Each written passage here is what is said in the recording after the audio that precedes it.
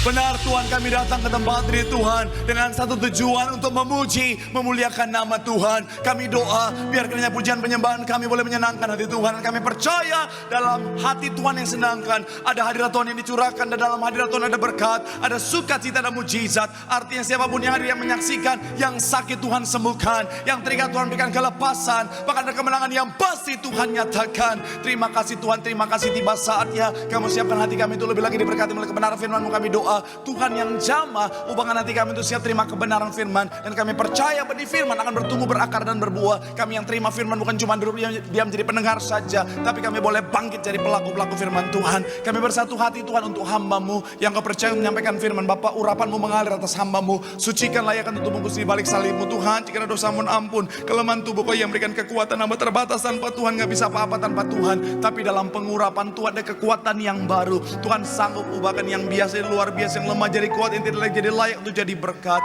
Sehingga semua yang hadir, semua yang menyaksikan diberkati dengan sempurna.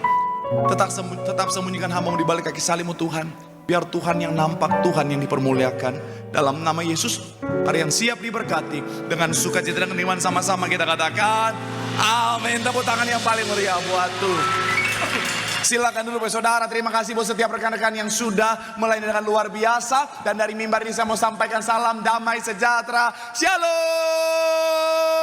Sekali lagi shalom. Haleluya. Dalam Tuhan ada sukacita, dan di mana ada sukacita pasti ada senyuman di wajahnya. Boleh sama-sama berikan senyuman yang paling manis dulu saudara. Jumpai kanan kiri depan belakangmu, katakan mari bersukacita dalam Tuhan. Yuk, minimal 2-3 orang kiri kananmu depan belakangmu. Kalau yang jomblo 10 orang boleh. Haleluya. Kalau yang jomblo dari lahir, tungguin di depan, salamin semuanya. Haleluya. Puji Tuhan, senang bisa jumpa saudara. Saya melihat orang-orang yang luar biasa, orang-orang yang setia cari Tuhan. Hari Kamis kita ketemu, hari ini kita ketemu lagi. Artinya apa saudara? Orang-orang yang cinta Tuhan. Saya mau bilang saudara, orang yang cinta Tuhan, setia sama Tuhan, janji Tuhan, hidupnya anak cucunya pasti diberkati Tuhan. Tepuk tangan dulu yang paling meriah buat Tuhan. Sama-sama bilang sama saya, aku pasti diberkati Tuhan. Anak cucuku pasti diberkati Tuhan. Bilang kanan kirimu, kamu juga pasti diberkati Tuhan. Tepuk tangan sekali lagi yang paling meriah buat Tuhan. Haleluya. Yuk langsung saja saudara yang bawa Alkitab, kita mau angkat Alkitab kita. Alkitab juga boleh, Alkitab juga boleh. Yang gak bawa Alkitab angkat tangan juga boleh. Sama-sama dengan iman percaya. Sama-sama kita katakan dalam nama Tuhan Yesus, aku percaya Alkitab ini adalah firman Tuhan. Setiap kata kalimatnya sanggup memberkati aku. Dan hari ini aku pasti diubahkan, aku pasti dipulihkan dalam nama Tuhan Yesus. Sama-sama kita katakan amin. Yohanes 14, 15-18 akan jadi ayat pembuka dan pengantar pembahasan kita. Yohanes pasalnya yang ke-14 ayat 15 saya baca, saudara 16, kita baca 18-nya sama-sama. Yang sudah di sana boleh bilang haleluya. Demikian ayat 15. Jikalau kamu mengasihi aku, kamu akan menuruti segala perintahku. 16 silakan.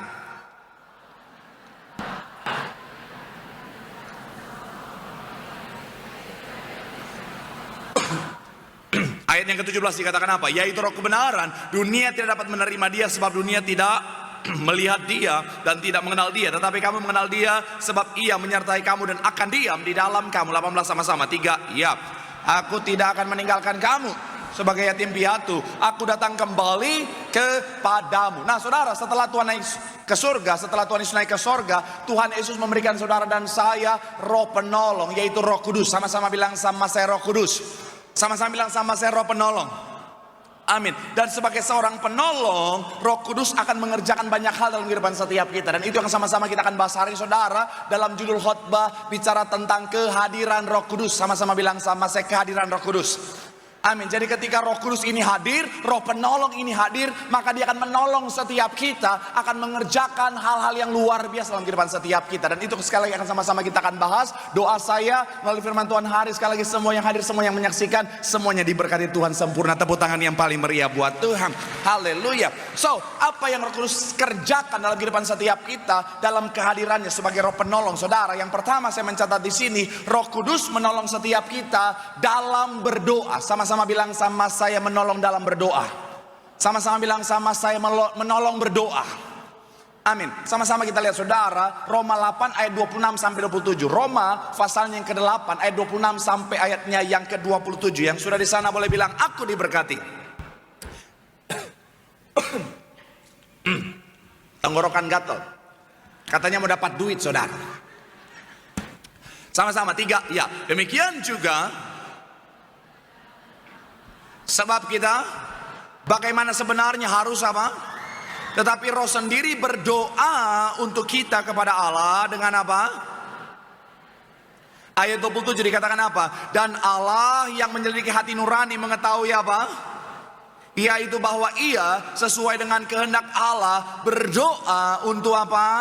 Orang-orang kudus. Saya mau bilang saudara dan saya, sadar tidak sadar, suka tidak suka, kita adalah manusia yang terbatas saudara. Sekali lagi, sadar nggak sadar, suka nggak suka, saudara dan saya, kita adalah pribadi yang terbatas, kita adalah manusia yang terbatas saudara. Nah, dalam keterbatasan itu akhirnya apa? Juga berpengaruh ketika saudara dan saya berdoa. Jadi karena kita manusia yang terbatas, kita pribadi yang terbatas, jadi ketika kita berdoa, terkadang saudara, keterbatasan membuat doa kita nggak sempurna. Keterbatasan membuat doa kita penuh dengan kekurangan. Makanya kadang-kadang mungkin saudara pernah ngalami, saudara sudah planning mau doa A, B, C, dan E, tapi ketika saudara berdoa, mungkin karena lagi banyak pikiran, mungkin karena bicara tentang lagi diperhadapkan untuk doa di depan umum, agak-agak gugup dan lain sebagainya, akhirnya ada beberapa doa yang tidak terucapkan saudara. Saya mau bilang saudara, disinilah Roh Kudus bekerja menyempurnakan doa kita, katakan amin.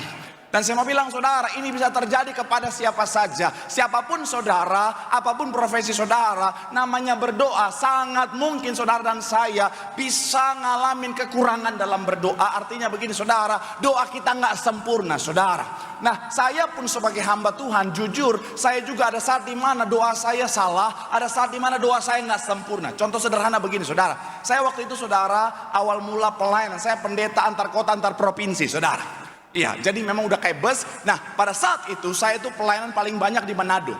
Saya lama pelayanan di Manado saudara. Akhirnya satu ketika dipercayakan gembala sidang untuk apa? Untuk khotbah di Surabaya. Jadi hari Minggu biasanya saya khotbah di Manado. Tiba-tiba dari Manado saya diminta untuk berangkat ke Surabaya KKR hari Jumat saudara. Akhirnya saya pelayanan ke sana saudara hari Jumat. Sabtu balik lagi untuk ibadah pelayanan hari Minggu di Manado saudara. Nah, pada saat pelayanan di Surabaya selesai KKR, pengerja bilang, Pak Pendeta kan jarang kesini, Pak Pendeta yang doa tutup ya, doain kami para pengerja Surabaya. Akhirnya saya bilang oke, siap, karena saya pendeta yang baik hati dan tidak sombong dan gemar menabung saudara. Jadi saya bilang ayo saya berdoa. Akhirnya singkat cerita saya pimpin doa. Selesai saya berdoa, banyak yang komplain. Kenapa? Karena saya bukan sebut ucap berkat untuk Tiberia Surabaya, saya ucap berkat untuk Tiberia Sulawesi Utara saudara. Mungkin karena saya udah capek, ngantuk, lapar gitu saudara ya. Akhirnya apa? Salah ngomong. Tapi saya mau bilang saudara, sekalipun saya salah ngomong, saya sangat percaya Roh Kudus menyempurnakan doa saya. Amin.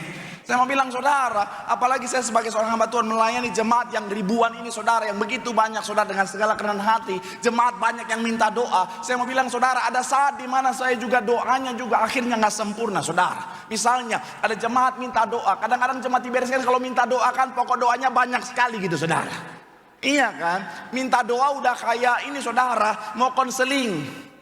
Jadi minta doa Pak Pendeta, tolong doakan saya, ini rumah tangga, kemudian suami, nah anak saya, kemudian bisnis saya, kemudian ini Pak Pendeta tetangga saya, nah mobil saya, semua banyak banget saudara.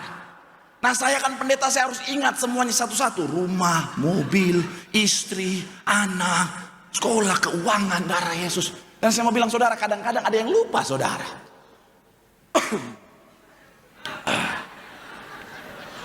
Kita semua terbatas, amin. Amin, ini udah non-stop teriak-teriak ini saudara. Saya mau bilang saudara, akhirnya ada yang lupa saudara. Apalagi ada jemaat Tiberias yang minta doa, nggak punya perasaan.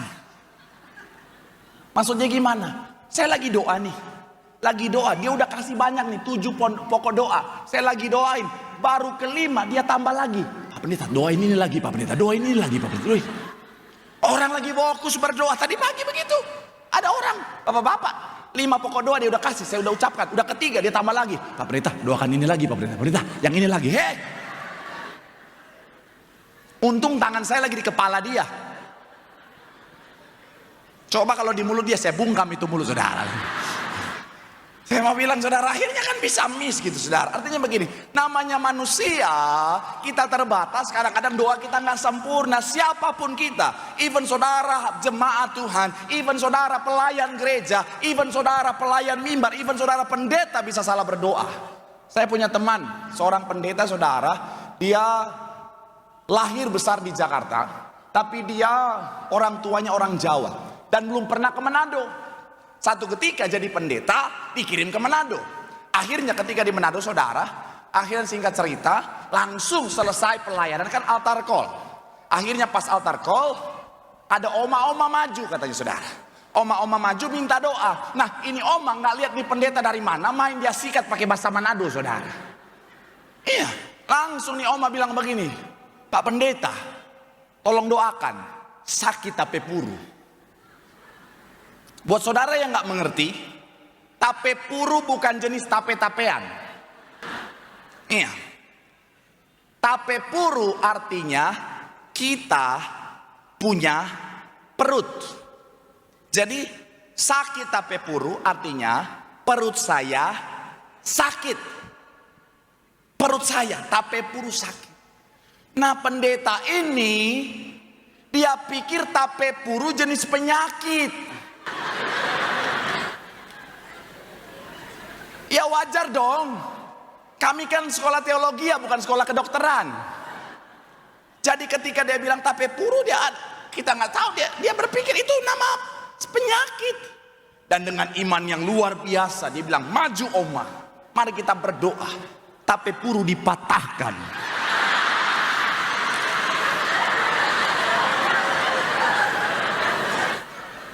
Tape puru dihancurkan, oh Tuhan. Oma-oma kaget, oh Tuhan. Kita datang cuman sakit perut, kita perut mau dipatahkan, dihancurkan lagi. Ya darah Yesus. Oh Tuhan, oh Tuhan. Konon katanya oma kena mental saudara. Saya mau bilang sekali lagi saudara, tapi saya percaya sekalipun dia salah berdoa, Roh Kudus menyempurnakan doanya, amin. Makanya sekali lagi saya mau bilang saudara, siapapun kita bisa salah berdoa. Bahkan kadang-kadang saudara kita udah planning mau doa ini, pas kita doa lupa saudara. Ada salah satu anggota keluarga saya nggak usah sebut saja dia tante saya saudara.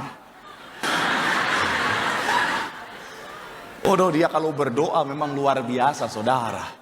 Dia kalau berdoa puisi-puisi cinta keluar semua saudara. Tuhan.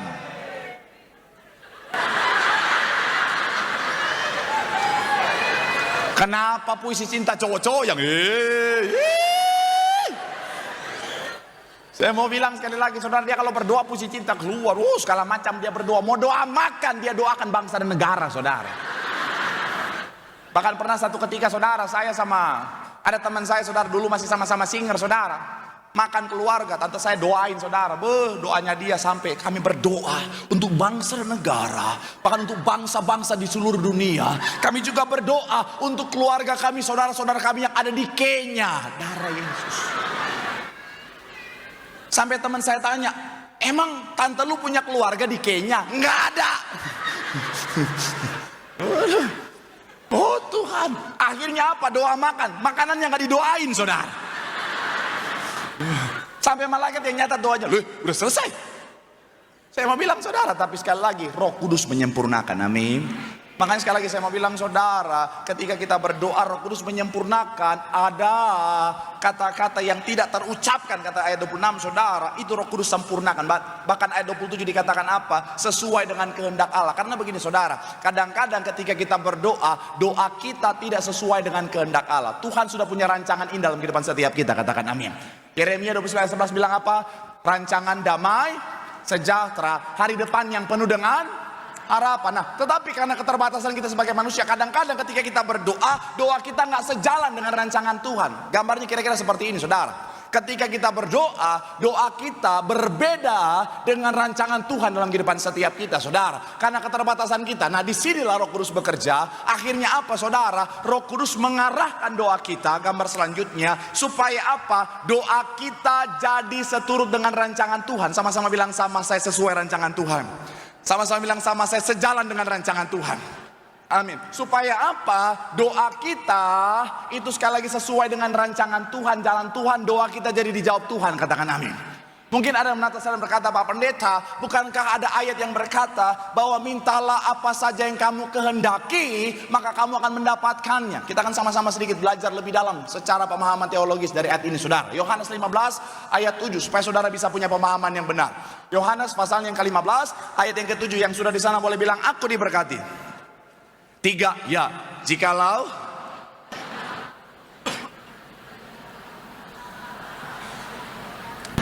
dan kamu akan apa?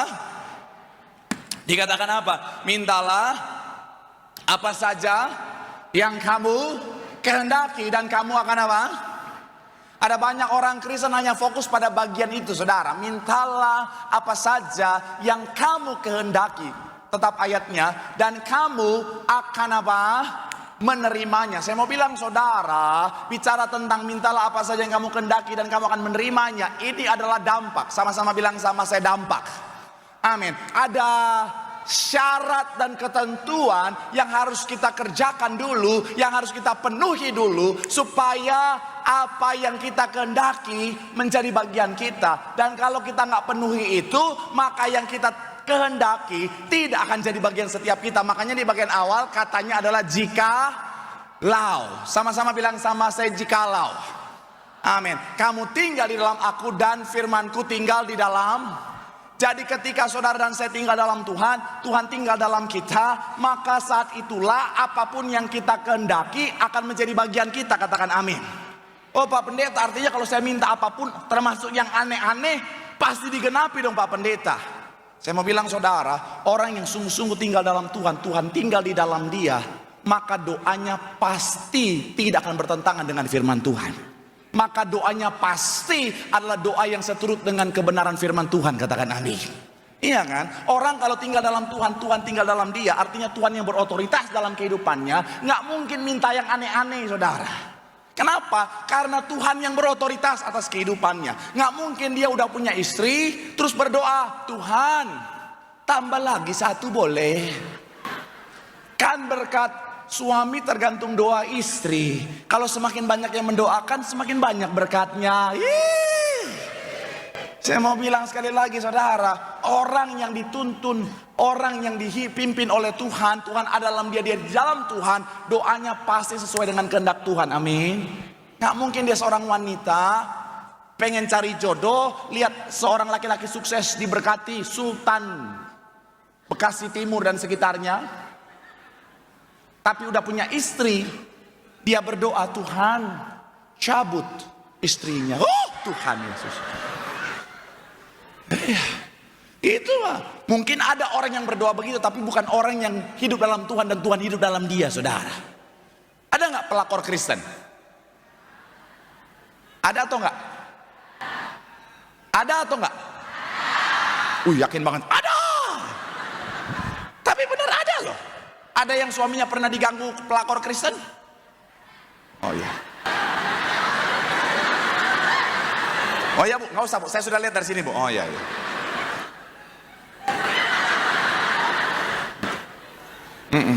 Nanti pulang ambil minyak urapan agak banyak, urapi Bapak dalam nama Yesus. Saya mau bilang saudara, ada pelakor Kristen, ada. Yang pelakor boleh angkat tangan?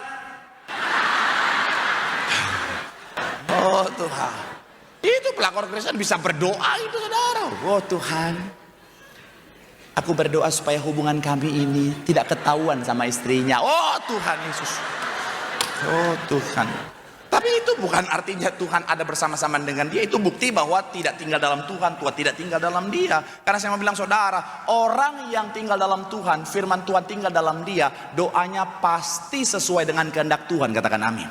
Makanya kalau saudara baca lagi ayatnya, saudara boleh munculkan. Yohanes 15 ayat 7 dikatakan begini saudara, mintalah apa saja yang kamu kehendaki. Kata kamu kehendaki di sini saudara, bahasa aslinya adalah telo. Telo ini saudara adalah bicara tentang yang dikehendakinya. Sama-sama bilang sama saya, dikehendaki Tuhan. Atau sejalan dengan kehendak Tuhan. Sama-sama bilang sama saya, sejalan dengan kehendak Tuhan. Amin. Jadi orang yang tinggal dalam Tuhan, Tuhan tinggal dalam dia, maka doanya sejalan dengan kehendak Tuhan. Makanya minta apa saja pasti diberikan, saudara. Artinya begini, Roh Kudus menolong setiap kita berdoa supaya doa kita yang tidak terucapkan jadi terucapkan, supaya doa kita yang tidak sesuai dengan kehendak Tuhan menjadi sesuai dengan kehendak Tuhan, sehingga doa kita ketika kita berdoa ada kuasa, doa yang dijawab Tuhan. Tepuk tangan yang paling meriah dulu buat Tuhan. Bilang sama kanan kirimu, Roh Kudus menuntun setiap kita untuk berdoa dengan benar. Roh Kudus menolong setiap kita untuk berdoa supaya doa kita dijawab Tuhan. Tepuk tangan sekali lagi yang paling meriah buat Tuhan. Haleluya. Yang kedua saudara, apa yang Roh Kudus kerjakan dalam kehidupan setiap kita sebagai penolong? Roh Kudus memuliakan nama Tuhan. Sama-sama bilang sama saya, memuliakan nama Tuhan. Amin. Yohanes 16 ayat 14. Yohanes pasal yang ke-16 ayat 14, sama-sama kita baca. 3, ya. Ia, sebab ia akan apa? Bagian awal dikatakan apa? Ia akan memuliakan aku. Saya mencatat di sini, saudara, Roh Kudus akan memuliakan Tuhan dalam kehidupan setiap kita supaya kita sesuai dengan tujuan awal penciptaan kita adalah untuk kemuliaan nama Tuhan. Katakan amin. Makanya saya suka seorang hamba Tuhan namanya George Muller, saudara. Dia adalah tokoh yang luar biasa. Dia adalah seorang yang melayani dengan luar biasa. Bahkan dia juga punya panti asuhan yang merawat 10.000 anak-anak yatim piatu di sana, saudara.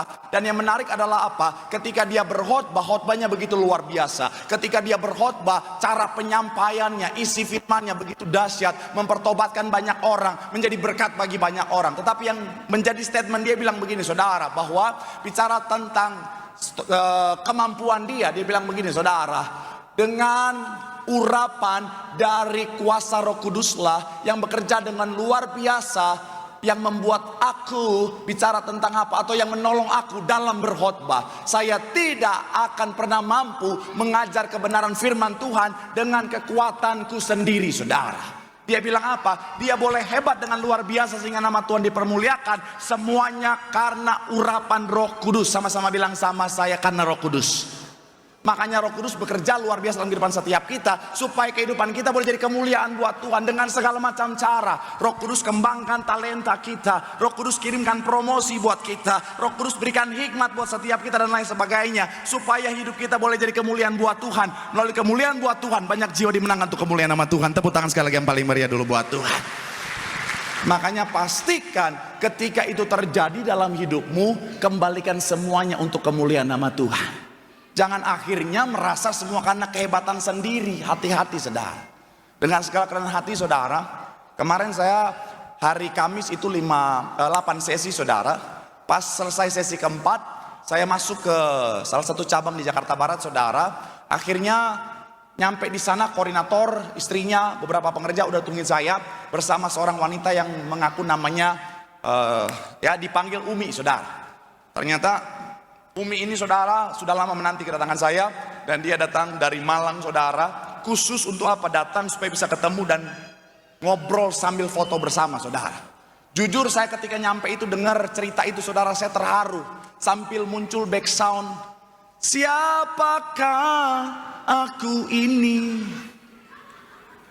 Iya kan, bener kok. Cocok kan lagunya kan? Nggak mungkin lagi terharu terus lagu yang muncul, kita bikin romantis. Udah bener itu. Jadi si Umi cerita, saya diberkati, saya senang lihat dan lain sebagainya. Oh makin tuh, siapakah aku ini Tuhan. Saya ngerasa Tuhan, aduh Tuhan, saya nggak layak. Tapi sekali lagi saya mau bilang, saudara, saya selalu bilang, Tuhan, semoga hidupku untuk kemuliaan nama Tuhan. Makanya saya juga dengan segala hati, saudara, saya berdoa semuanya hidup saudara jadi kemuliaan buat Tuhan. Dan saya dengan segala hati juga meminta saudara, doakan juga pendetanya. Ya dong, saudara doakan juga pendetanya, doakan saya supaya apa, hidup saya boleh jadi terus jadi kemuliaan terus untuk Tuhan. Jangan sampai salah bicara, jangan sampai salah bertindak, karena zaman sekarang mengerikan. Salah bicara sedikit viral, serem. Nah makanya saudara juga jemaat Tuhan yang kukasih, yang kucintai, yang sarangeo arangeo, kalau pas ngerekam pendeta salah bicara, jangan diposting. Jangan membawa pendetamu pada pencobaan. Kan pendeta juga manusia. Jadi dilihat-lihat dulu. Kemarin saya udah bilang, bukan cuman pas muka lagi jelek, sekarang pas salah ngomong jangan diposting.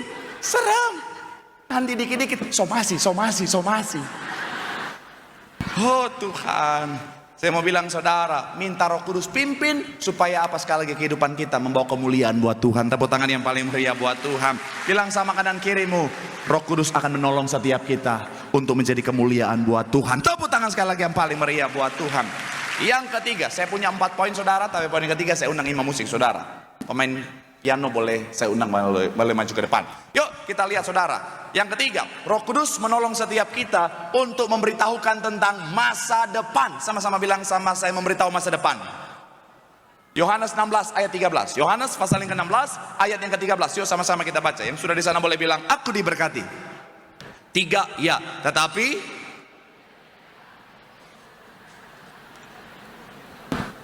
sebab ia tidak akan berkata-kata dari dirinya sendiri, tetapi segala sesuatu yang didengarnya itulah yang akan apa? Ia akan memberitakan kepadamu hal-hal yang akan, kalimat terakhir dikatakan apa? Ia akan memberitakan kepadamu hal-hal yang akan. Kalau saudara perhatikan Alkitab, saudara bisa melihat bahwa Roh Kudus juga bekerja menolong manusia, saudara dan saya, untuk memberitahukan tentang masa depan. Contoh sederhana, di dalam Alkitab kita bisa melihat Rasul Yohanes diberitahukan tentang apa yang terjadi di akhir zaman. Supaya apa? Supaya kita bisa bersiap diri, supaya kita bisa waspada, supaya kita bisa bijaksana ketika masa itu datang, saudara. Bahkan kesaksian gereja ini, saudara, waktu awal mula gembala sidang kita melayani, Tuhan kasih penglihatan bahwa jemaat Tiberias, lautan manusia, berjubahkan kekudusan dalam kerajaan sorga. Artinya kalau mereka melayani, maka jemaat Tiberias itu lautan manusia, banyak jumlahnya. Pertanyaan saya, apakah pada saat itu jemaat Tiberias sudah banyak? Belum. Masihlah sebuah persekutuan doa di apotik, saudara. Tapi akhirnya apa? Di masa depan semuanya terrealisasi. Kalau kita lihat sejak pertama kali acara Natal di GBK, itu ratusan ribu orang hadir, saudara. Apalagi yang kemarin, yang terakhir itu, wow, itu padatnya luar biasa, saudara. Itu kelihatan banget pada saat lilin menyala. Wah, pada saat lilin menyala saya pengen teriak, menyala abangku. Enggak.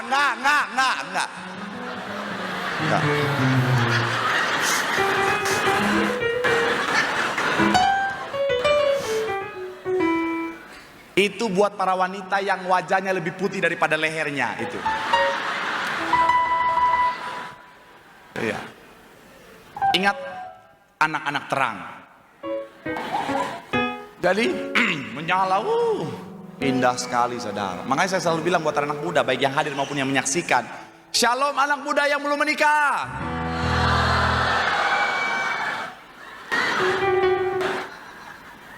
Saya mau bilang ya, buat Anda yang masih mengeluh-mengeluh,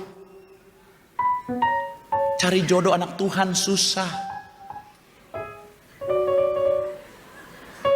Di GBK ratusan ribu lilin menyala, masa gak ada satupun yang bisa menerangi hatimu?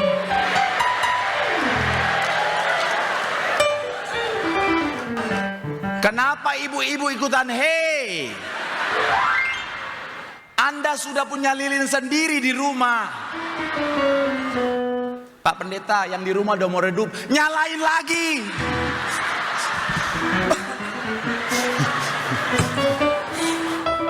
Dengan apa? Dengan api-api cinta.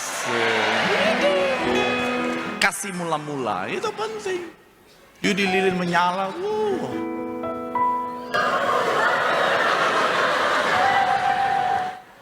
Pak Pendeta, kalau Natal masih lama, ya udah ikut winter camp. Tujuannya cari Tuhan, bukan cari jodoh. Tapi pun kalau ketemu jodoh ya puji Tuhan.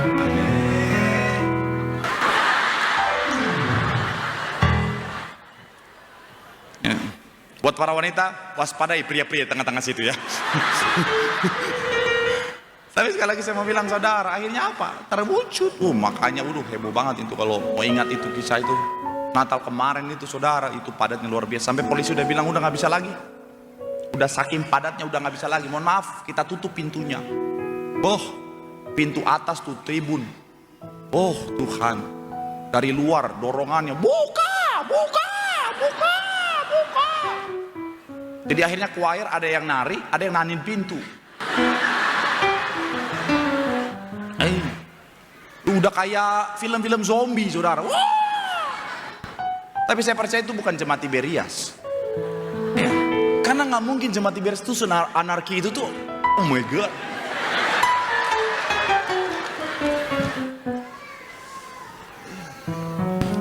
Jadi itulah makanya Tuhan melalui Roh Kudusnya memberitahukan masa depan supaya kita siap, kita bijaksana, supaya ketika semua itu terjadi kita tahu cara merespon yang tepat. Poin yang terakhir saudara, apa yang Roh Kudus kerjakan sebagai Roh penolong di depan setiap kita adalah mengingatkan tentang firman Tuhan. Sama-sama bilang sama saya, mengingatkan tentang firman. Ayat terakhir Yohanes 14 ayat 26 dikatakan apa? Tetapi penghibur, yaitu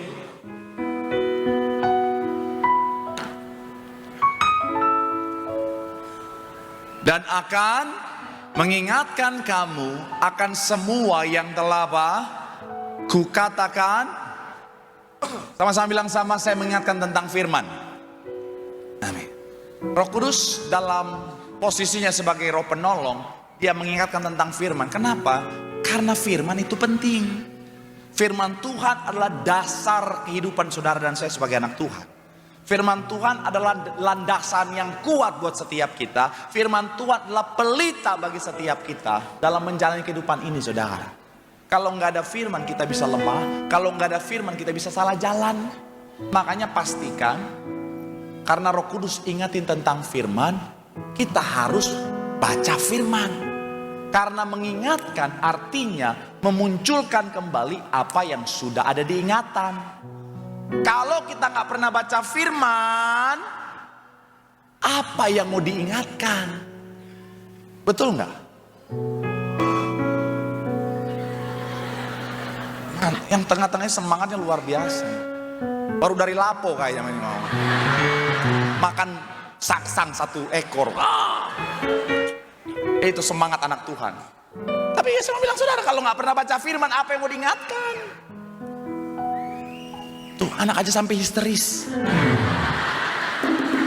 Nggak baca firman. Saya mau bilang saudara, baca firman. Kalau nggak pernah baca firman, apa yang Roh Kudus mau ingatkan? Saya dalam beberapa kesempatan, beberapa bulan terakhir saya selalu ingatkan apa? Ini firman tuh penting saudara. Baca firman, renungkan firman. Supaya ketika kau ngadapin masalah, tantangan, persoalan, Roh Kudus ingatkan tentang firman, kau dikuatkan, kau punya pengharapan. Akhirnya apa? Kau bisa punya keberanian untuk melangkah. Kalau kau punya pemahaman tentang firman, kau punya ingatan tentang firman. Tapi masalahnya orang-orang zaman sekarang, apalagi anak muda zaman sekarang, baru baca Alkitab 5 menit udah nggak. Tapi kalau main handphone, oh Tuhan, pagi kalau main HP, scroll. Waduh, pokoknya, baru bangun, orang lain berdoa, dia main HP. Sepanjang hari di sofa, di tempat tidur, di meja makan, di dapur, bahkan sampai di toilet, Instagram, Facebook, TikTok terus.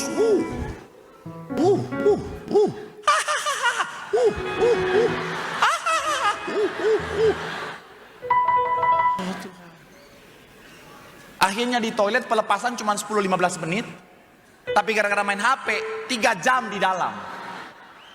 Akhirnya pas keluar kayak orang kena stroke ringan. Aduh, kram.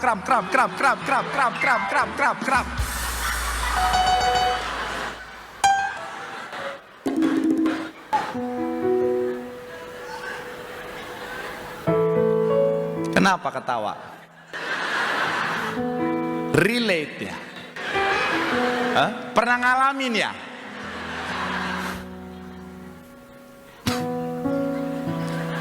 sama.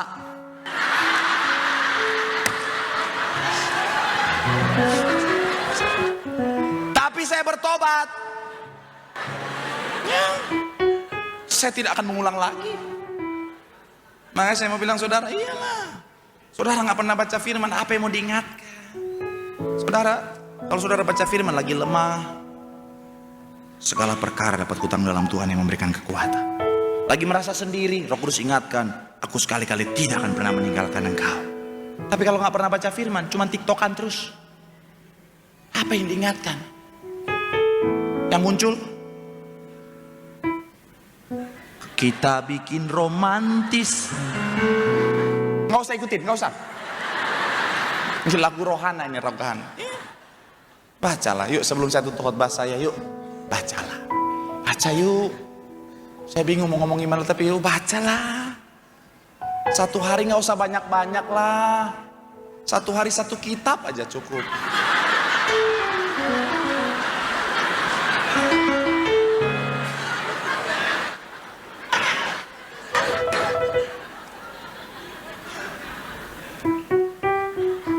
Oh, ini suka live nih.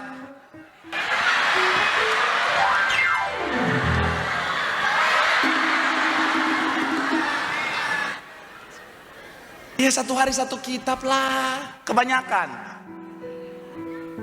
Ya udah, satu hari satu pasal lah. Alkitab itu 1189 pasal. Kalau saudara baca satu hari satu pasal, ya 3 tahun selesai lah. Ya kan? Pak Pendeta, saya satu hari satu ayat.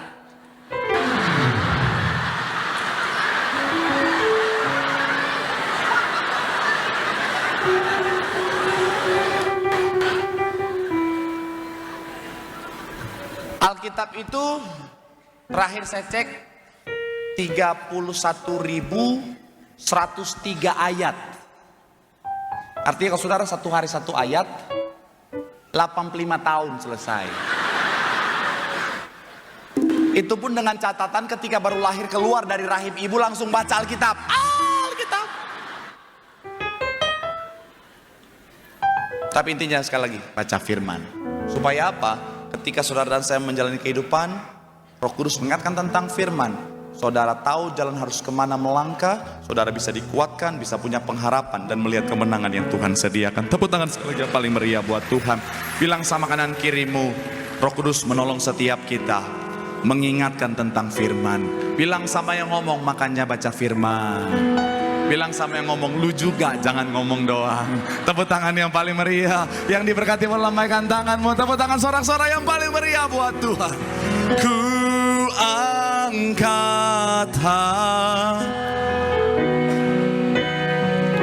kami pandang, ku pandang kekudusanmu. Saat ku sembah, ku pujimu, ku rasakan kehadiranmu. Mari sama-sama boleh berikan tepuk tangan sorak-sorai yang paling meriah sambil kita boleh bangkit berdiri.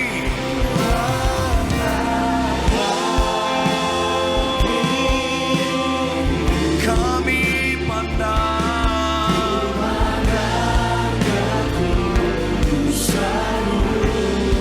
saat ku sembah, ku puji, ku pujimu, ku rasakan kehadiranmu. Mari sama-sama doa di hadapan Tuhan. Firman Tuhan mengatakan setiap kita sebagai penolong. Roh Kudus menolong setiap kita dalam berdoa supaya doa kita menjadi doa yang dijawab Tuhan. Yang kedua, sebagai penolong, Roh Kudus menolong setiap kita untuk boleh kembali kepada tujuan penciptaan kita, yaitu menjadi kemuliaan buat Tuhan. Sebagai penolong, Roh Kudus menolong setiap kita untuk memberitahukan tentang masa depan, supaya kita tahu bagaimana harus bertindak, bersikap, dan mempersiapkan segala sesuatunya. Dan yang terakhir, sebagai penolong, Roh Kudus mengingatkan tentang firman, supaya ketika firman Tuhan diingatkan, kita kembali kuat, berpengharapan, dan melihat kemenangan.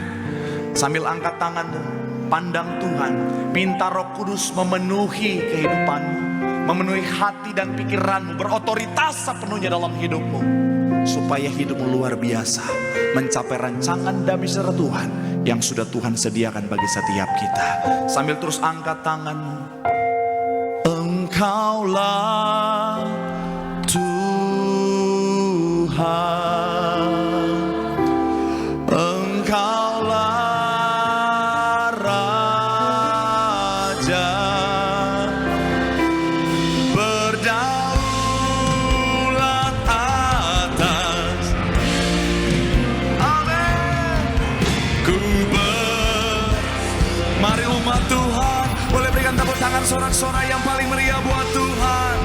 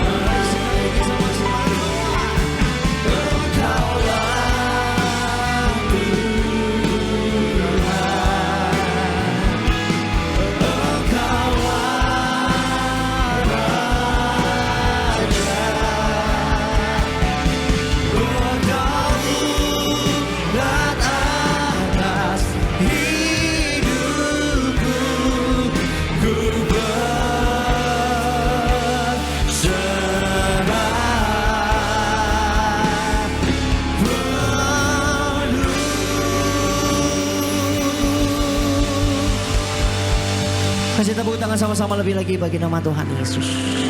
Mari sama-sama dengan hati yang bersyukur di sore hari ini kita sambut yang terbaik pengorbanan Tuhan, tubuh dan darah Tuhan Yesus dia beri bagi setiap kita. Mari dengan hati yang bersyukur panggil namanya Yesus Tuhan. Yesus,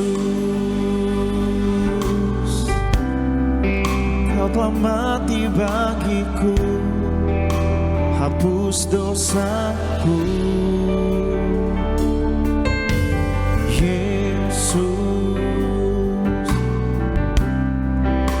Telah bangkit dari mati, kemenangan. Yesus, Kau telah tebus setiap kami. Yesus, Kau telah tebus hidupku dengan salib-Mu. Yesus, ku berikan segala hormat dan kemuliaan. Tubuhmu dan darahmu, tubuhmu dan darahmu tercurah bagi kami, menyucikan, menyembuhkan, sempurnakan hidup kami. Tubuhmu dan darahmu, tubuhmu. Mari sama-sama kita boleh bangkit berdiri. Tercurah bagi kami, menyucikan, menyembuhkan, sempurnakan hidup kami. Tubuhmu Yesus, sama-sama sambut tubuh dan darah Yesus.